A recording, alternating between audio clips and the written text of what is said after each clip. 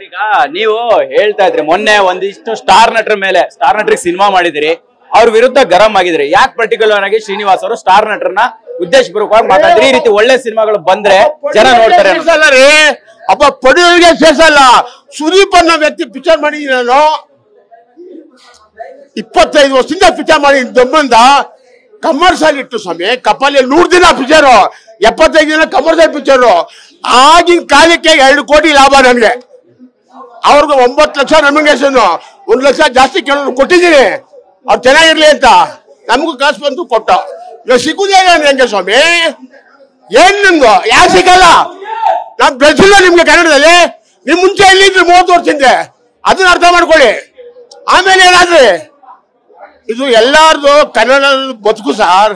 ಇದು ಬದುಕು ಎಲ್ಲಾರು ಚೆನ್ನಾಗಿರ್ಬೇಕು.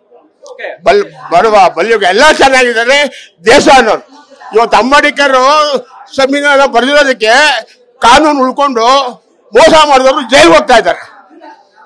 ಅದು ಯಾರು ಹೇಳ್ತಾರೆ ನೀವು ಅಂದ್ರೆ ಈ ರೀತಿ ಮಾತುಗಳನ್ನ ಅಂತ ನೇರವಾಗಿ? ಸರ್ ನೇರವಾಗಿ ನಾನು ಹೇಳ್ತಾ ಇದ್ದೀನಿ, ನಾವು ಬೆಳೆಸಿರೋ ಹೀರೋಗಳಿಗೆ ಹೇಳ್ತಾ ಇದ್ದೀನಿ. ಸರ್, ಈಗ ಒಂದು ನೀವು ಮಾತಾಡಿದಾಗ ಒಂದು ವಿಷಯ ಬರುತ್ತೆ. ಕನಕಪುರ ಶ್ರೀನಿವಾಸ್ ಅವರು ಈಗ ತಮ್ಮ ಬೇಜಾರಕ್ಕೆ ಮಾತಾಡ್ತಾ ಇದ್ರು. ಅವತ್ತು ಅವ್ರು ಸ್ಟಾರ್ಗಳಿಗೆ ರೆಮ್ಯುನರೇಷನ್ ಕೊಟ್ಟಿದ್ರು, ಸಂಭಾವನೆ ಕೊಟ್ಟಿದ್ರು, ಅವ್ರು ಸಿನಿಮಾ ಮಾಡಿದ್ರು. ಸೊ ಈಗ ಒಂದ್ ರೀತಿ ಮಾತಾಡುವಂತದ್ದು ಏನಿದೆ ಅನ್ನೋಂತ ಪ್ರಶ್ನೆ ಇರುತ್ತೆ.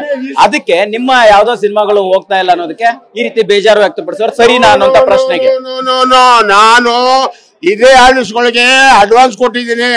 ನಮ್ನ ಮೂಸ್ ನೋಡ್ತಾ ಇಲ್ಲ, ನಮ್ಮ ಹತ್ರ ನಮ್ ಫೋನ್ ತೆಗಿತಾ ಇಲ್ಲ, ನಮ್ನ ಸೇರಿಸ್ತಾ ಇಲ್ಲ. 10 ಜನ ಬಾಡಿ ಗಾರ್ಡ್ ಕೊಂಡಿರ್ತಾರೆ.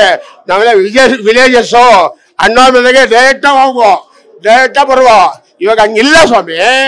ಇವಾಗ ಕಾರಣ ಏನು ಅಂದ್ರೆ ಅಲ್ಲಿ ಗೇಟಲ್ಲಿ ಹೋಗ್ಬೇಕು, ಇದಲ್ಲ ಅಂತ ಕೇಳ್ಬೇಕು. ಇಲ್ಲ ಅಂದ್ರೆ ಇಲ್ಲ ಸ್ವಾಮಿ ಅಂತ ಓಡಿಸ್ತಾ ಇರ್ತಾರೆ.